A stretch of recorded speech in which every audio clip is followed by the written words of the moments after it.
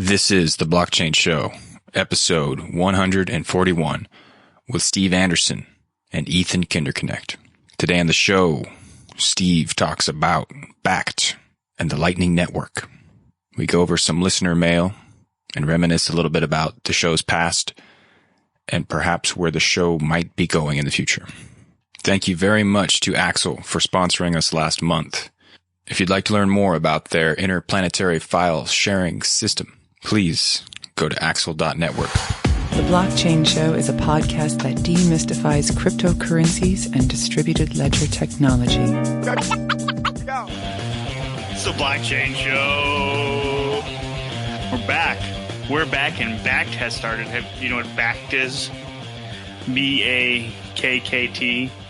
Bakkt. Bakkt. Yeah. So I guess there is something called, there's some sort of trade organization called ICE. I forget what it is. Let me look them up. Intercontinental Exchange. It's an exchange that's based in the States, and they started Bakkt Bitcoin futures. There's a lot of hype for this, and a lot of people in the Bitcoin insular community thought that this was going to be a huge deal. It's going to be the biggest deal. And it turns out to be not a huge deal, but I wouldn't say that it's a nothing. Right now, people are trading about somewhere between like 40 and 100 Bitcoin futures contracts a day. So not a ton of volume, but something. You know, it's a start. Yeah. It's always good to have one more option for purchasing and selling Bitcoins. The big difference between the Bakkt market is that you do have other ways to buy and sell Bitcoin futures, but those were all settled in cash. So there wasn't actually any Bitcoin being bought and sold. You had a cash account, and you would, it was always settled in cash. There was no Bitcoin trade in hand, but Bakkt is actually settled with Bitcoin, which makes it a kind of a much bigger deal for Bitcoin. Does it make you like Bitcoin anymore, or do you still kind of despise Bitcoin? Maybe despise is a strong word. Yeah, that's the wrong word. Sorry. I'm disappointed in Bitcoin. I think that it had a lot of potential, and it chose a path that was incredibly wrong. The fact that Bakkt is around doesn't change that at all. I believe that time will prove me right, and Bitcoin will not be as important. It won't be the number one crypto for too much longer. The direction that it was taken in was taken in a direction to stifle on-chain transactions, try to move everything off-chain. And there were a bunch of businesses that were built around on-chain transactions like BitPay and Coinbase. And now businesses like that are being vilified because the space has diverted from its original direction. The Bitcoin core community has largely done a 180 on what Bitcoin was doing. Bakkt is more of the same type of thing, that it's largely irrelevant to, the fact that somebody can buy and sell Bitcoin futures doesn't really improve the world a great deal. It does largely nothing for the world. People who maybe a mining operation that wanted to hedge their bet by settling on the price of today for Bitcoins that may be mined in the future, you can kind of hedge your bets for that. The Lightning Network was the main proposed alternative to scaling, so off-chain scaling with use of technology called the Lightning Network. And a bug just came out maybe about 2 weeks ago now, where somebody could open up a payment channel, and not actually fund the channel with real Bitcoin. So the counterparty on the other end could think he was getting paid in real Bitcoin. Because that's what Lightning Network proponents would have you believe, is that Lightning Network is Bitcoin, and the counter, and which has been proven now based off this bug, is it's just not true. It's a second layer on top of Bitcoin. They're different than Bitcoin.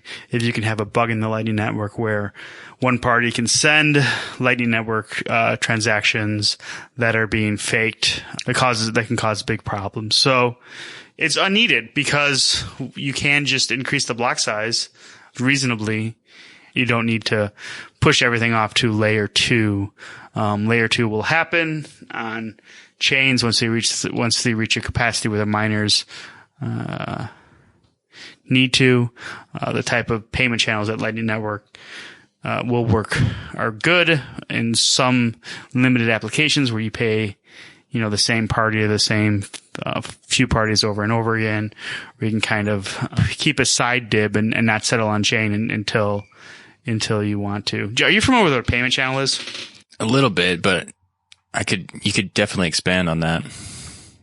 Yeah, so a payment channel isn't something particular to Bitcoin or the Lightning Network. It's been around for a while. What the Lightning Network does is it creates a number of these payment channels that are all interconnected. But a payment channel is if, say, you and I are in like I'm a streaming video service and you are a person watching a video and, you want to pay by the minute or whatever. You could start a channel, with the streaming video service of, like say $20 or, 0.1 Ethereum or whatever. And every minute, so you send that initial transaction and then only they sign it. And so now you have this transaction that starts it, and then you can kind of like divvy it off. So you make transactions that are only known to the two of you. So let's say you watch a minute, and so you send another transaction saying like, all right, so this $1 of this 20 is now you make a new transaction where $19 belongs to you and $1 belongs to me. You watch another minute. Now $18 belongs to you and $2 belongs to me. So you have this channel set up where there's $20 in the channel. It doesn't belong to either one of us now, right? It's in this channel. Then the next transaction you make, 19 belongs to you and $1 belongs to me. 18, 2, 17, 3. And you just keep doing that.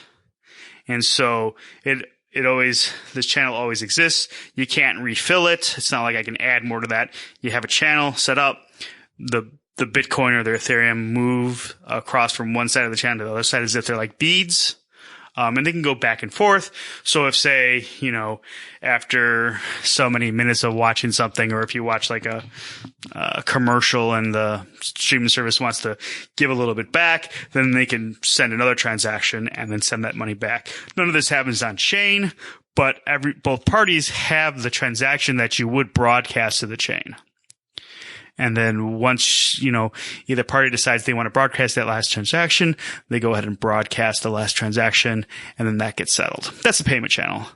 And every blockchain can have one between two parties. It's very simple and it's very useful.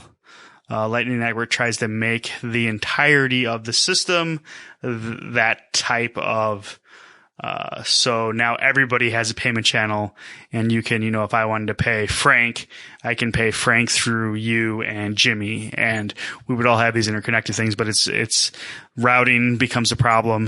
The fact that there can be bugs, and so it's not real Bitcoin. These payment channels work pretty good, work better when it's, a party that you generally know enough and that you're having multiple transactions over a short period of time with.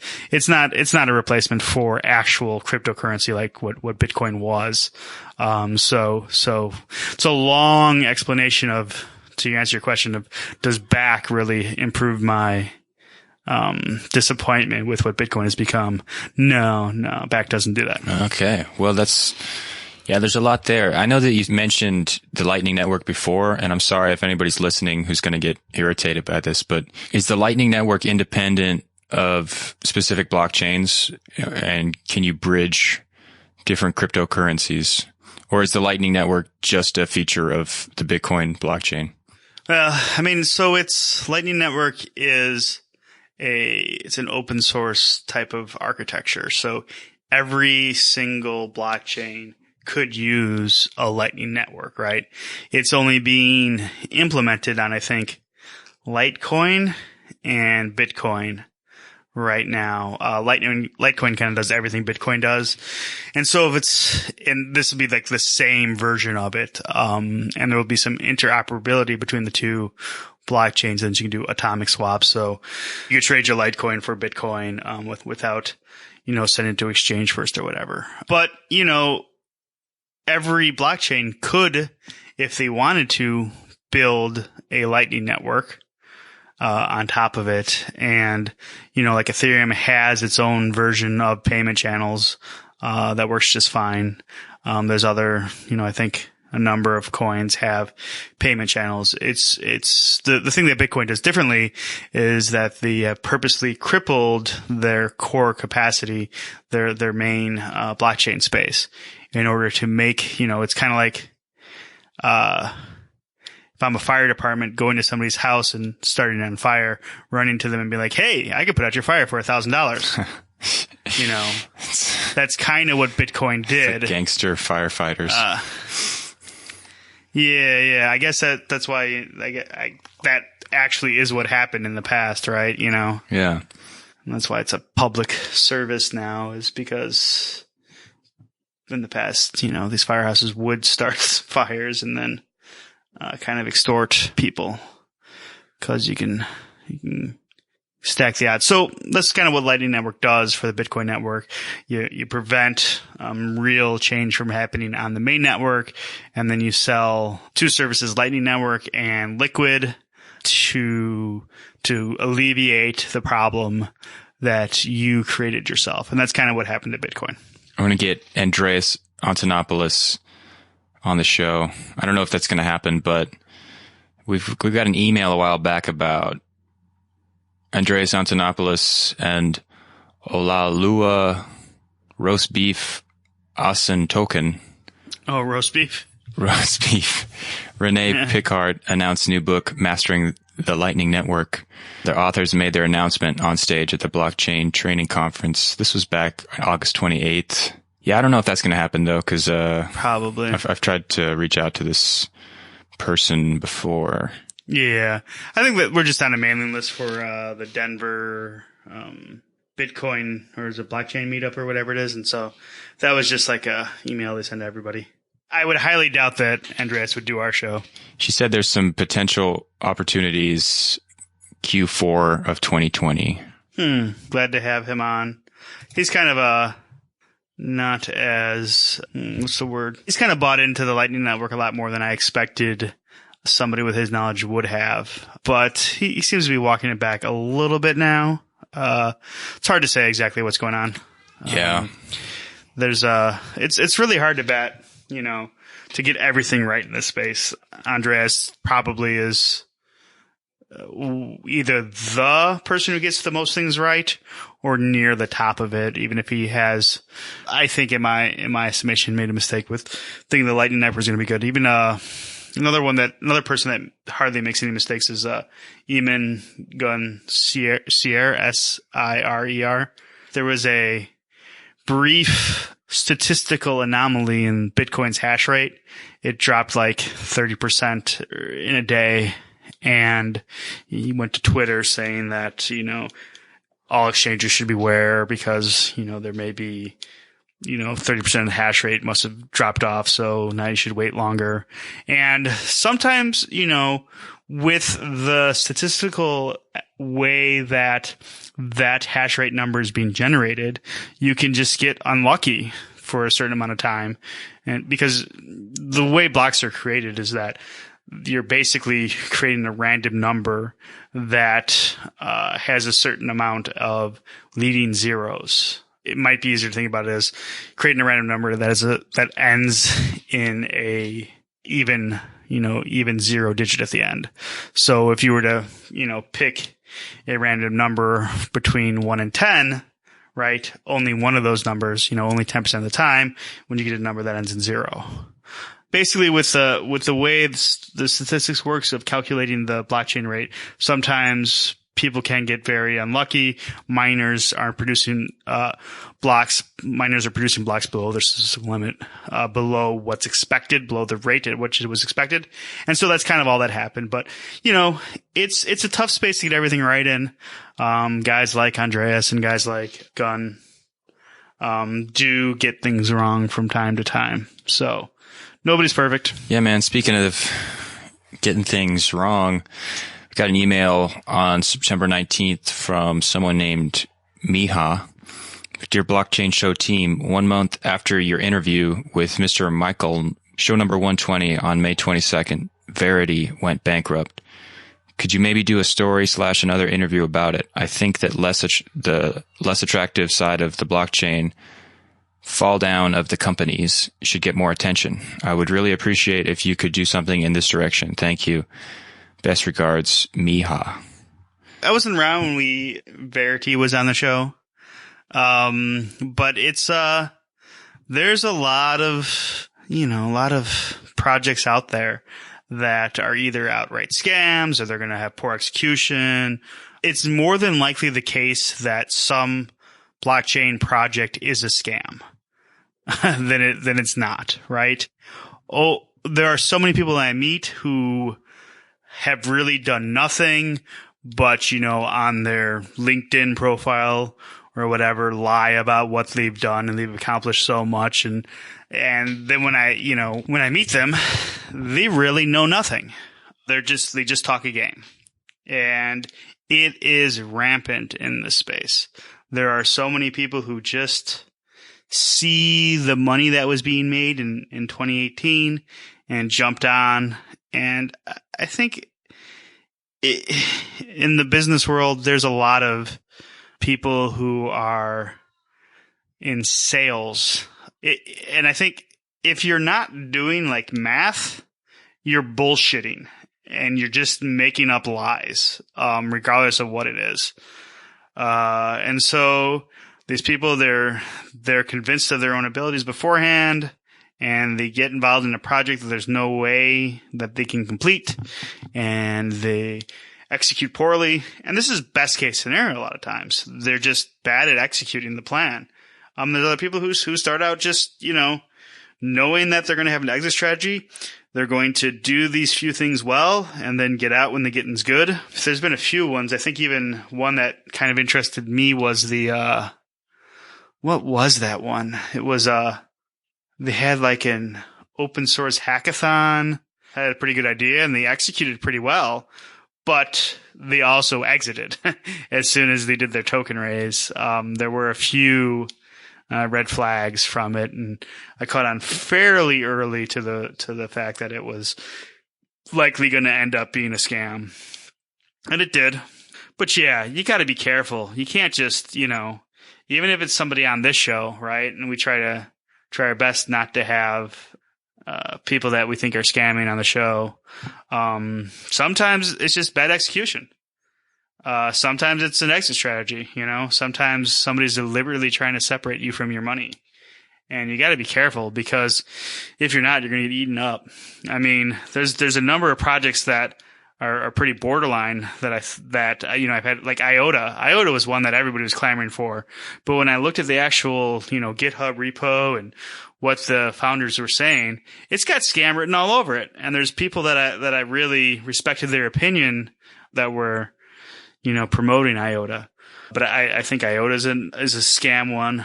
And it's probably Bitcoin SV is clearly like a scam, a Craig Wright scam. Let's see, crypto top 5. Yeah, I'm just looking at their Reddit. It said RIP Verity 136 days ago. Someone said, damn, that's sad. I used to spend so much time in Verity tasks, but then became less active. Came back to check updates and this news. It could have been a really useful product, but maybe they didn't have economic incentives for investors, so they failed. And then someone replied, useless team. And I think they were trying to be a decentralized oracle where you go and manually verify, sports happenings or that sort of. I played around with it a little bit. I think you could use like the MetaMask plugin to set up a address, and then they would have certain tasks available. But every time I tried, there was, they were all taken up. And then eventually I got busy, producing the podcast, and it just kind of fell off my radar. Those were the guys from, it was some European country, Slovenia. So yeah, I'm not getting anything. Even when I go to the website, I'm getting a, do not trust this, this website was configured improperly message. Yeah, that's just, they don't have SSL anymore. It's, Google does, or all browsers kind of do SSL by default now. So if, secure isn't set up, it gives you that very dangerous warning. But no, yeah, I mean, it's too bad. Yeah, it'd be kind of cool to get those guys on. I doubt that they'll come back on the show. It'd be the first show we do that follows someone who failed at a blockchain startup. Because there's got to be other ones that we've had on here that didn't make it. You would think, right? I mean, it would I don't know, maybe not. Maybe we're like Andreas. It would be amazing if all of them are still around. There's been a few that, after the interview, I realized, this person really should not be, CEO of a company or whatever. But for the most part, I really enjoyed the people who have. I've enjoyed everybody who's come on. I've also felt that like almost all of them would be doing. I felt like all of them. You definitely can learn something from everyone. It's a little peek into different parts of the blockchain world. Even if it's basically useless, it's still an indication.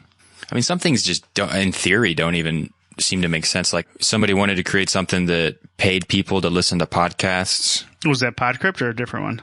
I heard about it on the Bankrupt Telegram. Okay. Someone was like, "Can you add this feature?" And Jordan was kind of thinking, that model just seems unsustainable.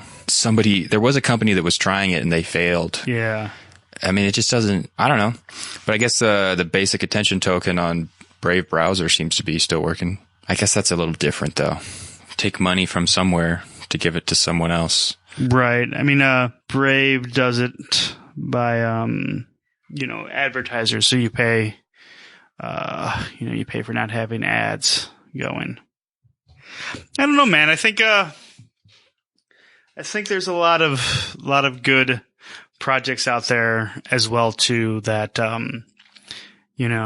may fail just because it's bad product market fit. The main people behind it move on to other projects. I mean, that's kind of what's happening with Bitcoin right now. So as much as companies like Verity and can go bankrupt or others are scamming, there's a ton of innovation out there. There's a ton of really cool ideas. Not a lot of them have gained a lot of traction yet, but I expect it'll happen soon. Yeah. Kind of reminds me of the dark side of crypto that David Noble talked about on his first appearance. Not quite what he was hinting at, but there's definitely some growing pains that are still happening. Just like this episode. No, I'm just kidding. This episode. No, sorry, man. It's my fault. I should have done more preparation. I got my first negative review. I think you saw that about my interviewing skills. So I apologize to everyone. Now that I'm older, it should get better. Happy birthday. Thanks, man. I think we just need to get you on the show more. You know what I mean? Get your friend on. Maybe we'll do that sometime soon. Or maybe even just making the show less frequent. You know what I mean? Like having 2 episodes a month instead of 4 and focusing on making the 2 really good ones. Yeah. That's another option. Right. 'Cause I think I got caught up trying to make it a weekly podcast and the content kind of suffered. 'Cause I was just, I don't think people realize it's a lot of work and it's not very rewarding monetarily. So I had to work numerous jobs. So just haven't had much time. But, we should have like a questionnaire. You should write something kind of like when you join a group on Facebook, or if someone will send like a Google Docs, and you just have to answer certain questions. And if you pass the test, you can come on the show kind of thing. What would those questions be? Super obscure things about the show, see if they're even listen to the show. Be like, who's the cricket man? Yeah, no, and then only one person knows that. I know.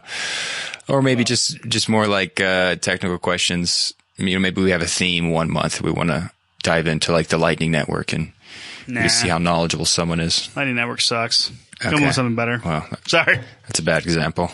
Well, that could be the litmus test. If somebody is excited about the Lightning Network, we'll just say no thanks. No thanks. Right. I mean, it's tough though, because I would like to have somebody on who actually had studied it and could, prove me wrong. Right. Because I enjoy that. But everybody is, the type of people, even Andreas is pro Lightning Network. Like I'd let him on to pro Lightning Network me, but it's, I don't. Yeah, that would be interesting. Yeah. But I don't think he's coming on to do that. Maybe though, when his book comes out. I think that, our main problem is that there are a lot of when we first started, there wasn't many places to get information. We also had a bit of a niche. We were explaining blockchain to people who were new, to noobs, right? And we kind of, the number of blockchain podcasts bloomed. And there's, 100 or so where there used to be 10. And we kind of, got a little more technical and stopped, focusing the show on explaining the basics to people. Which maybe that's the good way to go. I don't know. Yeah, I definitely enjoy that more than, setting up interviews with people. And, I don't know. I guess it's just like being a nice guy. I don't want to tell people no. Sometimes they have really good PR people and it seems like a really good thing. And we've had a few good guests that way, but it just kind of reminds me of this meme I saw where it's like being a nice guy and it's just someone flattened on the ground with a bunch of footprints all over them. I think we got to take the podcast back, Steve. Yeah. It's that would certainly be the direction I'd like to go in. However, it's also not 2016 anymore, right? It's 2019. Things have largely changed.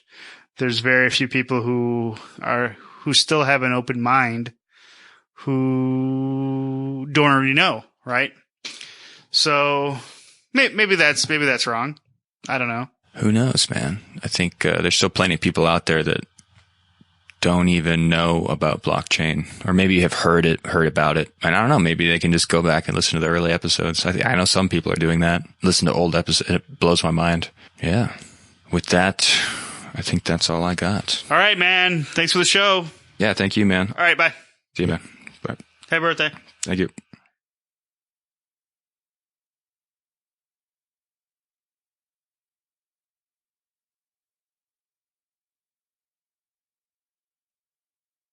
So there you have it, folks. Thank you for listening to another episode of The Blockchain Show.